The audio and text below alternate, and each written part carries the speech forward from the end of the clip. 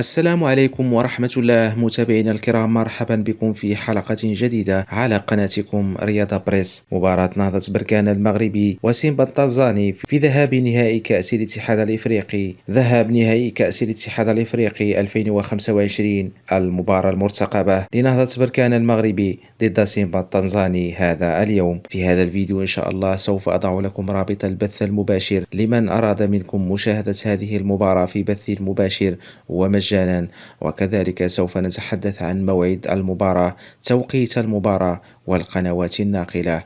كل تفاصيل ستجدونها في هذا الفيديو، لكن قبل أن أبدأ المرجو منكم دعمنا بالاشتراك في القناة وتفعيل الجرس ليصلكم كل جديد، ووضع لايك للفيديو إذا أعجبكم. بالنسبة لرابط البث المباشر، فأثناء مشاهدتكم لهذا الفيديو سوف يظهر لكم رابط البث المباشر.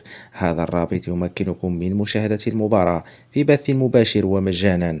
القنوات الناقلة لهذه المباراة: تبث المباراة عبر قناة بي إن سبورت اتش دي 6، وهي قناة مشفرة، ويمكن نقل المباراة عبر قناة الرياضية المغربية تي ان تي. المباراة إن شاء الله يوم السبت الموافق ل17 من ماي 2025 على ملعب البلدي ببركان.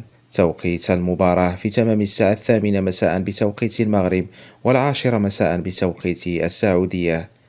تأهل نهضة بركان المغربي بعد فوزه على شباب قسنطينة الجزائري في نصف النهائي. وتأهل سيمبا التنزاني بعد فوزه على فريق سيريمبوش جنوب الإفريقي في نصف النهائي. مشاهدينا الكرام، أتمنى كل التوفيق للفريق المغربي نهضة بركان في هذه المباراة. دمتم في رعاية الله وحفظه، وإلى اللقاء.